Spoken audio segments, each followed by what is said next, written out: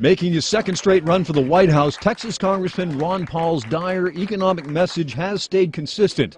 And we heard stories on where those political views came from. Well, I think, I was raised in a Republican family that tended, to be pretty conservative but non-political. Even in college, I was non-political. The only time I had a political concern was in 1956 when the French and the British wanted to prevent the Egyptians from taking over the canal. And I thought, God, I'm going to be drafted, And fortunately, Eisenhower said, forget it, I'm not going to war for that canal. And I thought, wow. So it took 5 years more before I was drafted. There was another crisis when I was eventually drafted. But other than that, I didn't have much thoughts.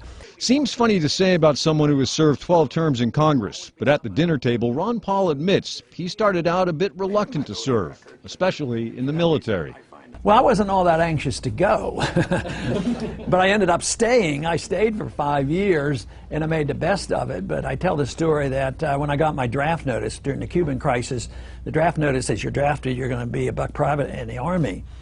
Then down at the bottom in the fine print it says, unless you volunteer, and then we'll allow you to be an MD, and we'll make you a captain, and you can pick the service that you want to be in. So I tell all my veterans at home, I said, I immediately volunteered. I'm a volunteer. So I made the best of it, and I got a pilot's license and flew a lot and traveled around the world.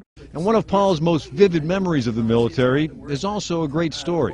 We landed at Peshawar, which is up in the northern part of Pakistan. It's not that far from the Khyber Pass. And that was one of the things that they did. Somebody who was new and had not been over there, the officers there would take you up to the Khyber Pass since it's so famous. So I remember driving up there, and I remember the commander who was taking us up there, he says, see all those mountains up there? And they are rugged, believe me. Rugged mountains. He says there are thousands of people up there. There are tribes up there. And he says people have tried to conquer them for hundreds, if not thousands of years. And he says they've never been conquered. and we drove up to the Khyber Pass. And at the Khyber Pass, they had a secret cave, and the cave was where the East met the West. We were in the height of the Cold War, but Russian goods and American goods and the East and West, they went down, and they had a bazaar. It was like a department store. And I thought, isn't this interesting? The market works in spite of all this. Up above, they were shooting and killing each other, but down below, there was still the trading going on. It was like a magnificent Hong Kong, what it was. And I always thought that was fascinating. But it turned out that visual stuck with me and was returned to me, because that's exactly the area where the Battle of Tora Bora wasn't too far from there, and Bin Laden escaped and got into Pakistan. So it's a very historic spot. But the traveling was beneficial to me. But it was in med school that Paul tells the group his political views started to form. During my medical training, I came across some books that got me interested. My mother, I remember, sending me the book Dr. Zhivago, and explained how devastating the ultimate big government operates. Then I came across Hayek's book, an Austrian economist who eventually won the Nobel Prize teaching free market economics. And I thought, well, those are my instincts. I didn't know anybody else even thought this way. And here, bright people actually write this way, but they were this big, and of course Keynesianism was this big, but I became convinced they were absolutely right.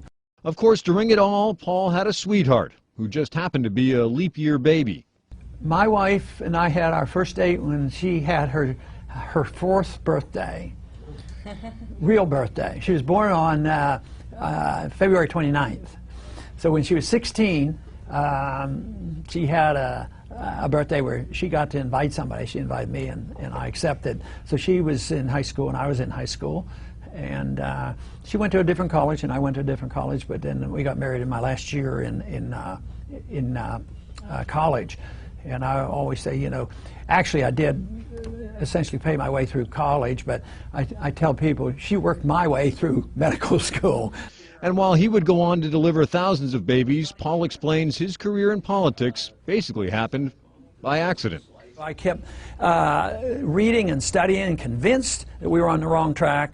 And just as a lark, I spoke out in 1974 in a campaign because that was that Watergate year, and even in Texas, we only had 3 Republicans then. The rest were Democrats, and the seat that I ran for was held by a Democrat, never by a Republican. So I thought, well, nobody else is going to want to run, so I just volunteered to talk about economics. And I remember well because my wife said it could be dangerous doing this. And I said, why could it be dangerous? I'm just going to, get a few things off my chest. She said, you could end up getting elected.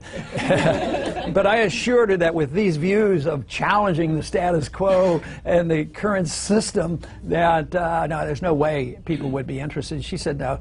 She says, they will be, and they'll know you'll be telling the truth, and you're going to end up being in Congress. So I really didn't believe that was possible.